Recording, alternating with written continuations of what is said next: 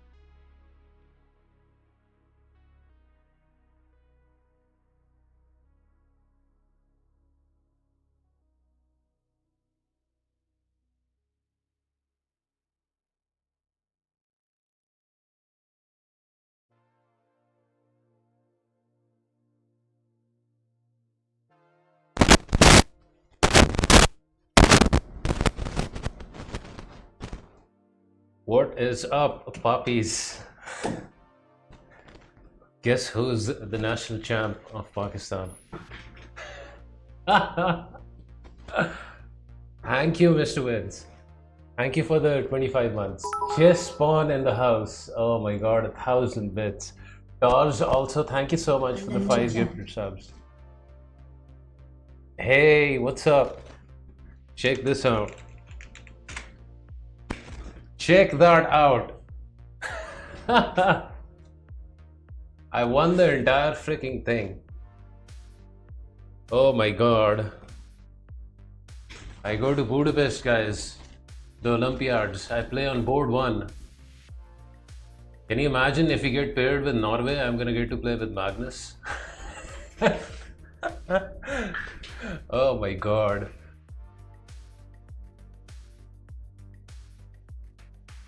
Okay, I hope the sound is all right because I just set everything up very quickly. I mean, my entire, streaming setup was a complete mess. It's in September, September 10th. I actually have to forward all the formalities, the documents, passport, stuff like that by tomorrow, I think, in a day or two. But for today, it's gonna be an analysis stream. Just like I'm gonna go through 11 of the games that I played in the nationals, and from Friday I'll get back to the regular stuff. The juicy moves and all. Yeah, just under 2 months. So not that long. Amicia, it's good to see you. Mega, what's up? Thank you, Mr. Weds. Yeah, officially the #1 chess player from Pakistan now. Officially,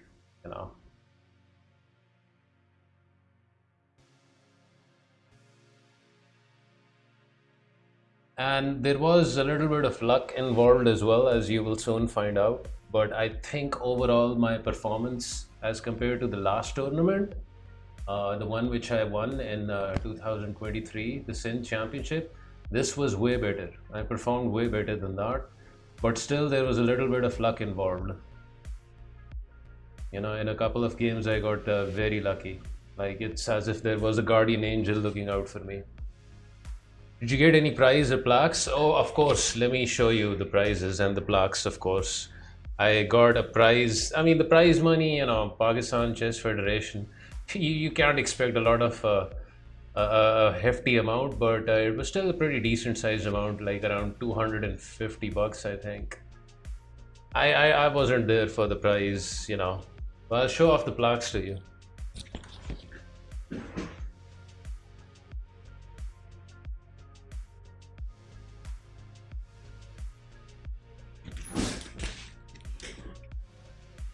Mr. Potato, thank you so much. I hope my sound is all right. Okay, so this is the National Master plaque. They gave this to the first top 8. I don't know whether you guys can actually see it. It's written over here, National Master.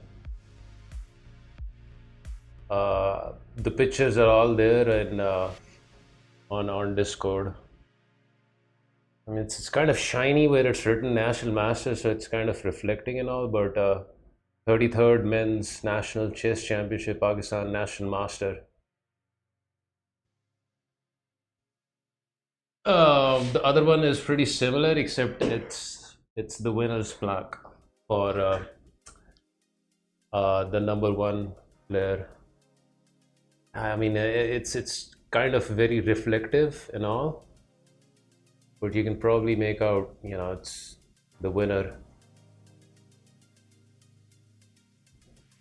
Pretty nice, compact, trophies, very easy to carry in the luggage. I was afraid they were going to give something very big and I wouldn't know how to carry it back, but these are pretty convenient to carry. I also got a medallion, a pretty heavy one. Let me get that out as well.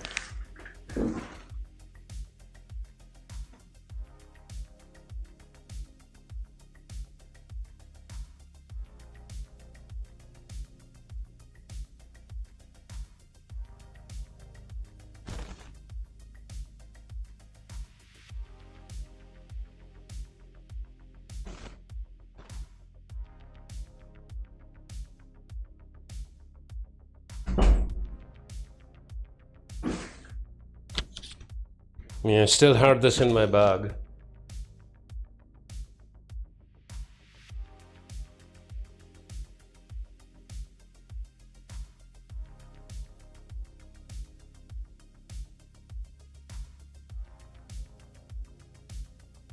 It's pretty heavy, but I'm pretty sure it's not made out of gold.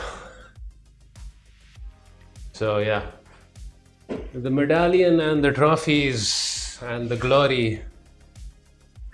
And so begins the reign of the mustache for the next 2 years. I will lead Team Pakistan in whatever international competition they go to, starting off with Olympiads. Is a national master title official? It's officially been given to me by the federation over here. I tried getting the title on leeches yesterday. Apparently, they have this requirement where they want your name listed on the federation's website, and the website has to be listed in FIDE's directory. Now, the Chess Federation of Pakistan has their website listed, but they do not have a list of the national masters. So I forwarded the concern to one of the officials, and they said that you can write to them and give them all the details of the results and so on, and put them in CC, and they'll discuss it and so on. I'm not too concerned about that. I think chess.com gives you the national master title pretty conveniently as compared to leeches. They have this odd requirement of your name having to be listed in the federation's website. I mean, what can I do if they don't have that listed over there? So but I'm thinking that once I get the title on chess.com, leeches is gonna follow along pretty conveniently. Not too, again, not too concerned about that. Maybe I'll just try and get the CM title in the Olympiads and go for that, bypass all of that. I read up on chess.com. They ask for you gotta have like 2000 rating on your FIDE profile. Mine is 1927. After this tournament next month, I will be 2050 plus, because I think I get around 140 rating points. So this FIDE profile that you see over here is gonna get updated with a pretty big bump. Mr. Huck, what's up? Is this a stream of the national chess champion of Pakistan? It is. It is indeed. And I guess I will be seeing you in Budapest, huh? I'll be playing board 1, so hoping to meet some of my viewers over there.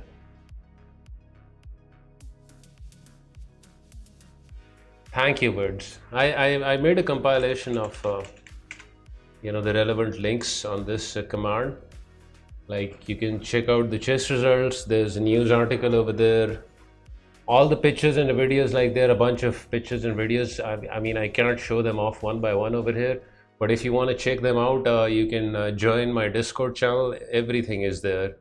There's also a small video clip of me doing an interview as well. There's a round 9 game someone made on YouTube where I won against the former national champion. That was the most critical game, by the way. Round 9. Going into round 9, that guy was leading the event, and everybody was thinking he's going to do it again.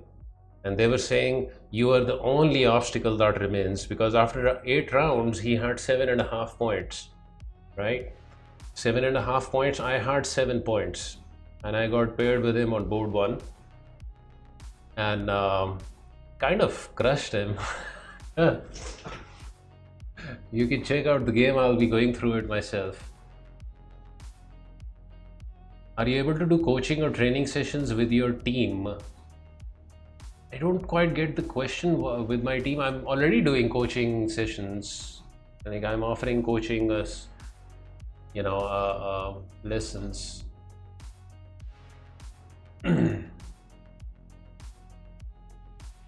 If you're talking whether they're going to arrange some specific training for the chess team, I have no idea, because the event just concluded 2-3 days ago.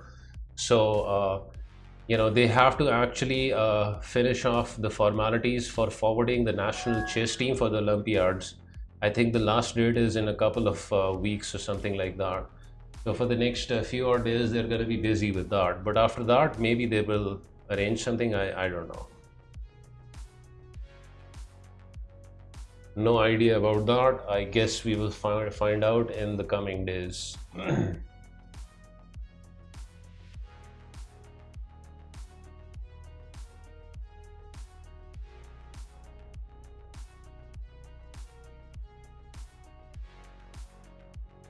Let me share the message that Leeches sent me when I tried getting the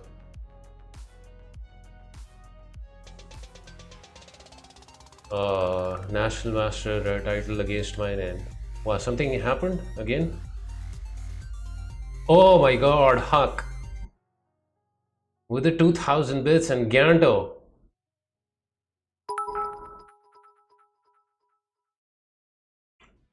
For the number one in Pakistan. Thank you. Thank you so much. Ganto, it's good to see you. This is the message that Leeches sent me when I tried to apply for the National Master title. Your title request has been reviewed by Leeches team. Here is the feedback provided for NM applications. The official federation, blah blah blah. TFS with 300 bits. Thank you. Thank you, everyone. For the National Master application, we require a listing with the title on the official federation's website. Now they do have a website, but they don't have a list of the NMs over there. Also, the federation's website is not listed in the FIDE directory, so that's completely out of my hand. The website needs to be listed under FIDE directory. The only thing that we can suggest is to contact your federation and ask them to add a link to the FIDE directory. I already did that, and they said you should try and get your title on chess.com. They're a bit more easier to, they don't have all these formalities, and then you can try and get it on Leeches. So I'll do that in the next few days. Not really a big concern for me, I might just target the Olympiads and go straight for the CM title, Mr. Italian, Mr. Sir, thank you so much. Now we can do NM death matches. Yes, we can. Chris in the house. Thank you, Ganto. Are we playing in the next title Tuesday? I'll try and get my, title on my chess.com account. I don't know. Maybe they're gonna also, give some odd reason. They have these, this is completely out of my hand. The title has been given to me officially by the federation over here, but they have these silly requirements like, you got to have your name on the federation's website and all that. The event just concluded 4 days ago, so I don't know. But let's see how it goes. Yeah, I'm not at all concerned about that. The Olympiads are in a couple of months. I'll just try and go for the CM title. Then I can bypass all of this nonsense. Because this only happens with the National Master title, right? Because it's not provided by the FIDE, by FIDE itself. The rest of the titles are provided by them. So basically all you need is a FIDE profile for the other titles.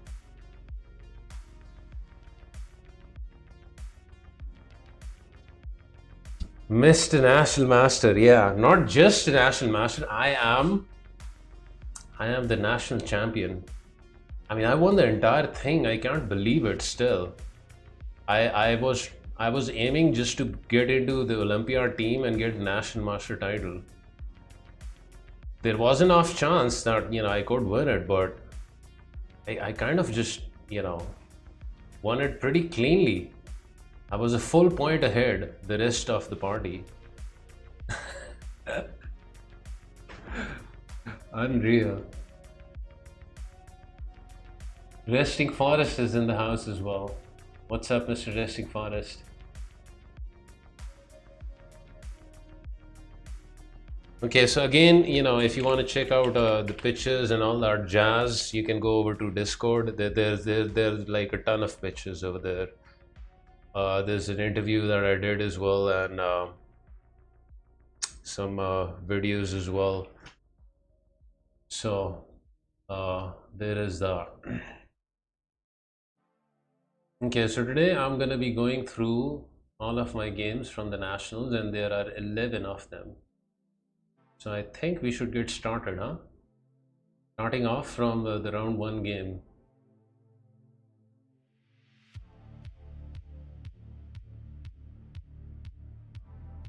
Yeah, not just the chess. Oh my god, this was my first classical, like a proper classical tournament, 90 plus 30. Guys, it's physically demanding. You got to be in good physical shape, and that's what I really focused on. I got into good physical shape. I trained the heck out of myself for the past couple of months. Cardio exercises every second day. I quit sugar. I cut down on my smoking. I mean, during the tournament, I noticed so many players like they had, these boxes of juices like Nestle juices and all that. That's just wrong. You shouldn't be taking sugar during those long matches. It just gives you an immediate high, and then you get a sudden crash. So I focused quite a bit on the physical side. Also, worked on my openings and stuff like that. There was this one game which I won against an FM, where I think I just got him out of the prep that I did. The opening prep that I did against him. I checked up his profile. ¿Cómo estás? Muy bien tú. Mr. Erdiaz with the 500 bits. Yeah, 11 rounds, and I think we'll get them done in a couple of hours. So let's get down to it, huh? Let's get down to business. And Mr. Erdiaz also throws in the sub as well. Thank you so much, Erdiaz. Did you have tea during or before your matches? Not during my matches, but before the matches, yeah, I would take a cup of tea every now and then, but without sugar. Absolutely without sugar. Because caffeine, I researched, all of that jazz up. Caffeine is actually something that prolongs your physical endurance. But if you combine it with sugar, then it's bad. And I was also just so I noticed some of the players were taking candy bars, like energy bars and all that. I just took a bunch of almonds with me, so I would chew on them. I would eat some of them during the games, just plain almonds. I read up somewhere that eating nuts is good. During the lunch breaks, you don't want to take in too much food. That's another thing that a lot of the players were doing wrong. They were eating too much. So I was very conscious about that. I ate very little during those breaks and all. Was very, very focused on the physical side of things, and it helped me out. It helped me out. Okay, so are you guys ready? Let's go through the games, shall we? Let me sign out of leeches because I created a study of the games, and if I make some random moves, which I am gonna do, it's gonna disturb the study, right? Okay, here is the link of the study in case you guys wanna check out my games at your own time. I will be not using Stockfish as usual during my analysis as Ollie comes in, and I will be basically just that's how I do the analysis.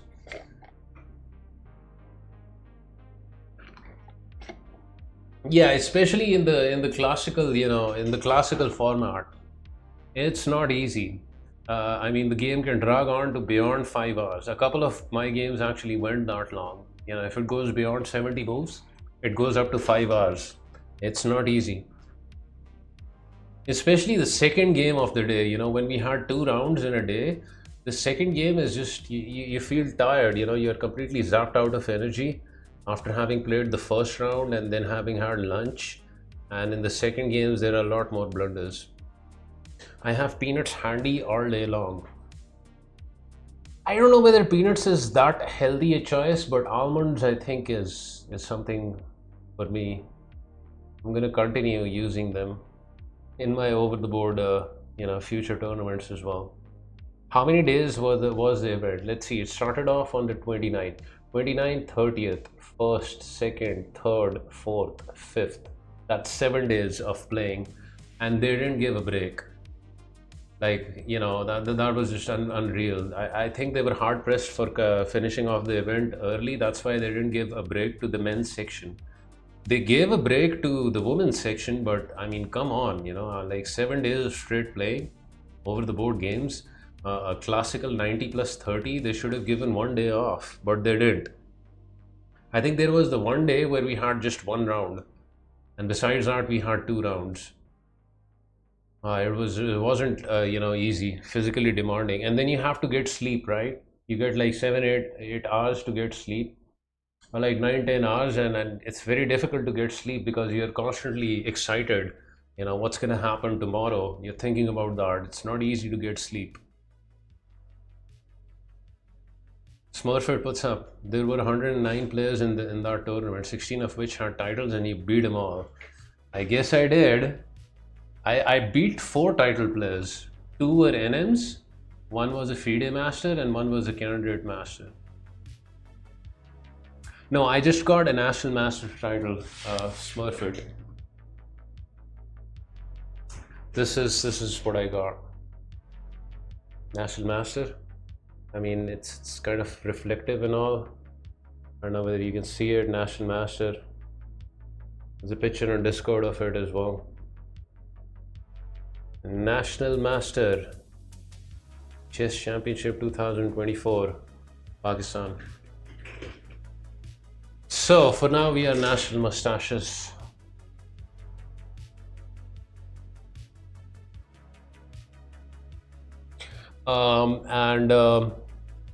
Yeah, I mean, I can look on getting the CM title in the Olympiads if I do a good job. That's not far away, just 2 months to go. One risk with almonds is cyanide buildup in your stream if you eat them a lot. Not with the regular almonds, right? I mean, cyanide is only in bitter almonds, from what I know.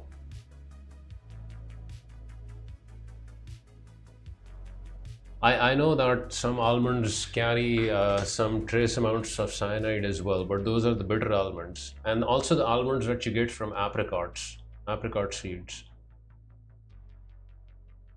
How do you submit that to leeches? I did yesterday. I submitted the results and all, but they sent me a silly message of their requirement, which I can, post over here again. Your title has been reviewed and all that. What they require is your name on the federation's website and all. This is the message that they sent me.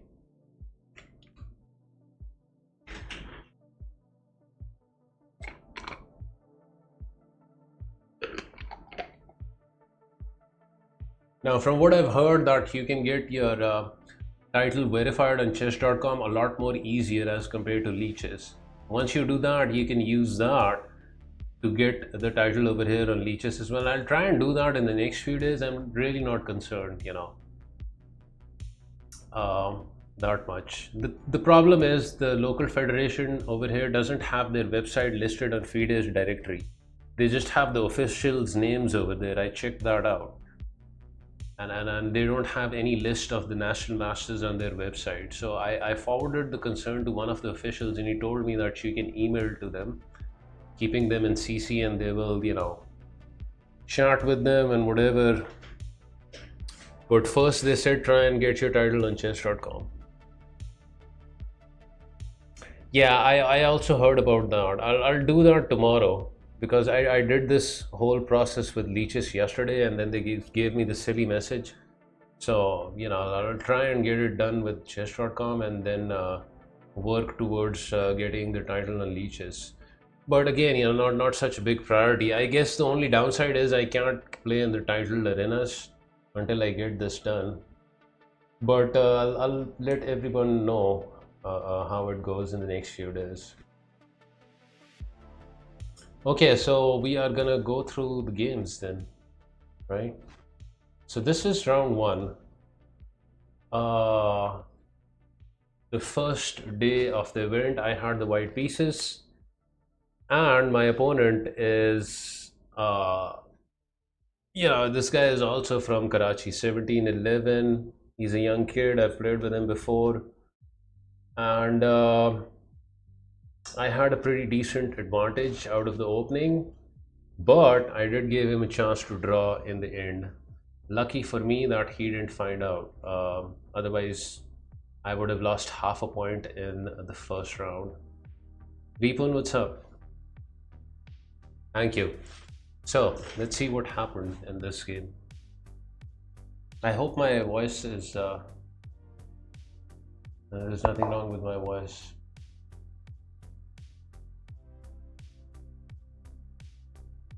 Okay, so obviously d4 or d5, c4, e6, knight c3, and we get a standard queen's gambit decline. Knight f6, knight f3, bishop e7, bishop g5. I develop my queenside bishop before locking in the pawn chain with something like e3. So he played knight d7 over here. I guess there are a bunch of options. I guess it's fine to castle over here as well. You can also just get in h6, gain a tempo on the bishop, because you don't really want to trade your bishop here too early. So probably the bishop will have to come over to h4 and then black can castle and all that jazz. Nothing wrong with knight d7 as well. Of course, I played e3 supporting the center. He castled and I went for queen c2. So in the past I had been going for rook c1, which is also fine, where you put your rook on the open semi-open file. That's another way of playing this, but recently I started playing queen c2. There's a point behind queen c2, and that point is you're delaying the capture of the d pawn over here, and you're kind of hoping that black is gonna capture over here, and then you can just move your bishop in one go and capture the pawn. So that also makes sense for this move, queen c2. Anyways, he played c5, attacking the center. I still think probably h6 was something that should have been played. It just seems like a very useful tempo that you can get, eliminate back rank threats in the long term, and you're basically attacking a piece, so white has to defend it. But anyways, c5, very aggressive. My king is still in the center and I didn't appreciate all of this tension, so I captured cd, removing some of that tension. And he thought a while over here and finally decided to go with knight captures on d5, which is more aggressive, right? Because a piece comes closer towards the center over here, not capturing with the pawn. Okay, so bishop e7. This bishop is usually the bad bishop as compared to this guy in these queen's gambit structures. So the trade is fine, right? And even though it allows black to proceed with development, right? Because now the queen has developed over to e7. I think it's still completely fine for white over here. So here I took on a d5, because after pawn captures, I planned on isolating his pawn, right? The d pawn. After trading off the c pawn, this guy is gonna get isolated, right? That was part of my plan over here. Bishop d3 first, developing and threatening a pawn on h7. This was possible because he again never played h6 over here. So black has to defend with h6, and here I thought for a while. I really wanted to castle over here, but the problem that I foresaw with castling was c4, right? Now I've come across this move in such setups before as well, and this is actually pretty good for black. The problem over here is it comes with a tempo on white's bishop as well. So for example, I play bishop f5. Later on there's going to be a huge pawn storm over here, followed up with something like b5, a5, and this is very good for black. Black gets a lot of play on the queen side because of this. So that is why I played b3, and after the game concluded, my opponent actually asked me, how the heck did you find this move? Because I was clearly planning on playing c4. I never expected you to play this. And I told him I've come across these setups before, and I know that c4 is is good. Now, I thought a long while to get in b3 because in a way I'm kind of violating an opening principle, that is moving a flank pawn before completing castling. But I think this was very important.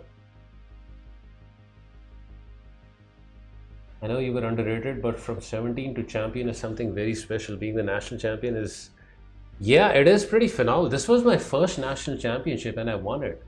And I'll let you guys in on another fact. I won the championship representing the province of Sindh.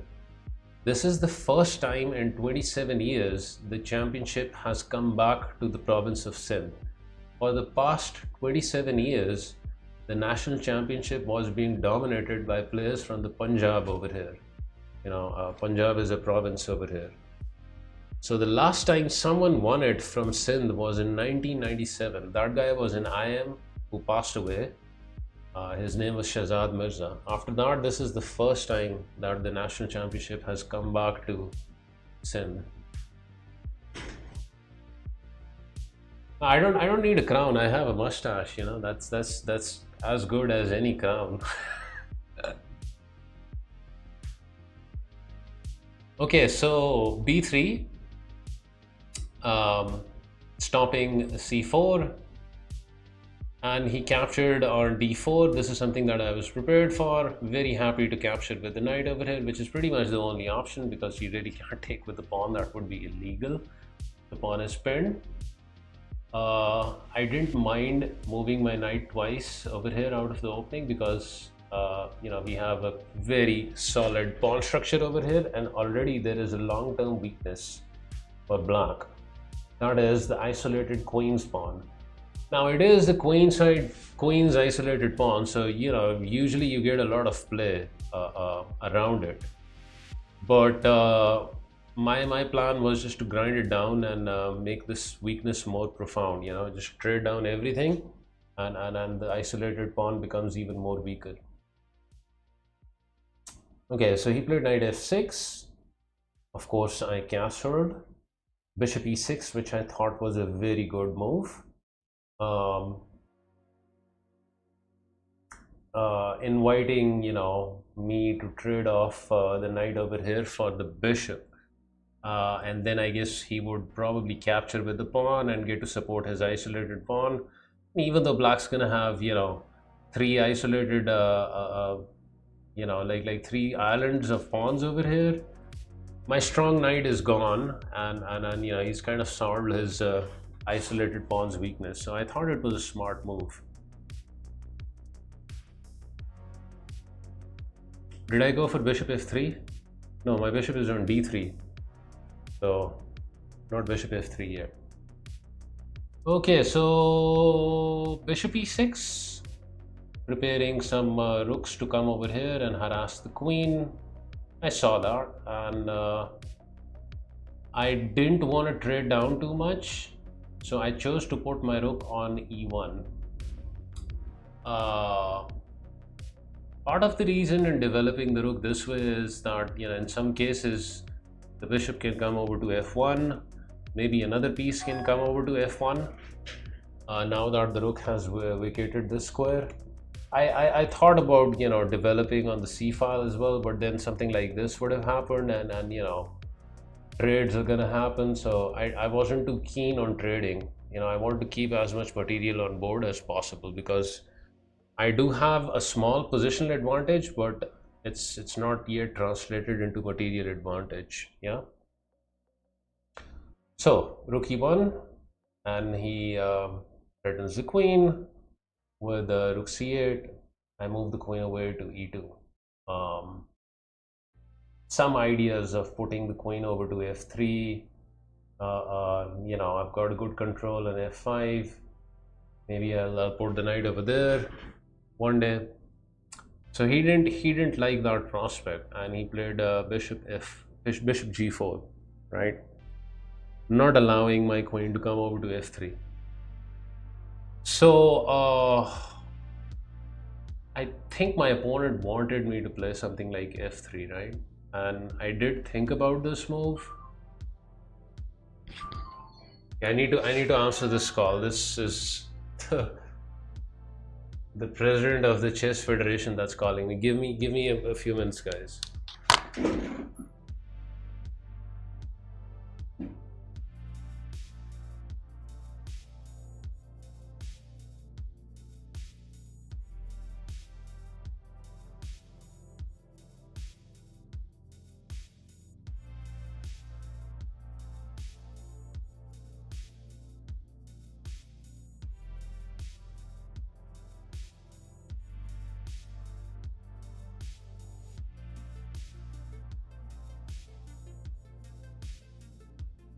अस्सलामुअलैकुम sir, कैसे हैं?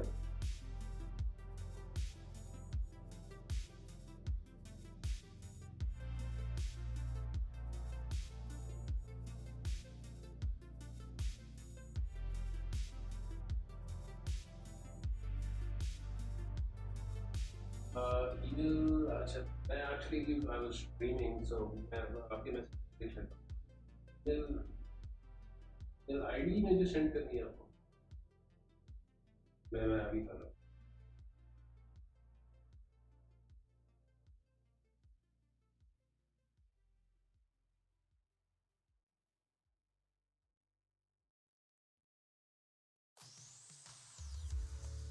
You're hearing this ad because you're listening to our free Spotify experience. Discover new ways to listen to your favorite music without ad breaks anywhere you go, including offline with Spotify Premium. It's just you and wherever your listening takes you next.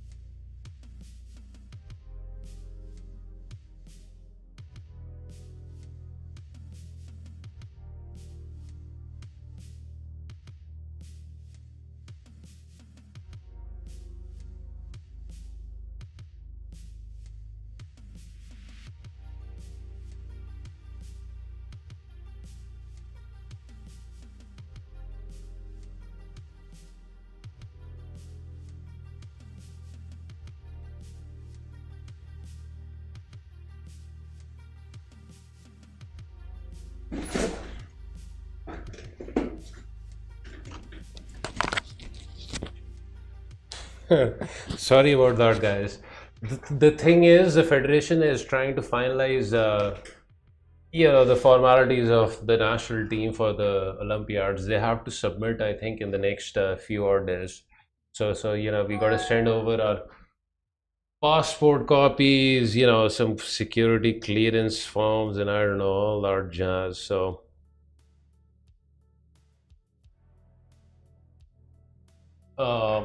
I think he's probably taking a personal interest in my application since I am the national champ.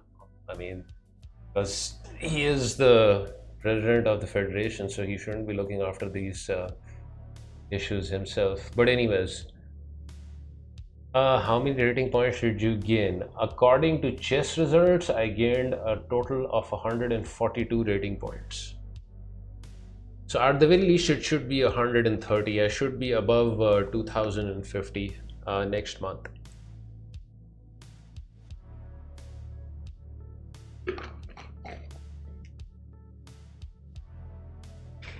Yeah, it is. But again, my previous rating wasn't reflective of my strength. Still think I've got some juice left in me, right? I plan on improving that. On that rating as well. Okay, so coming back to the game yet again. Okay, so bishop g4, he wanted me to play f3. I thought about it and I decided against the maneuver and I went for queen f1.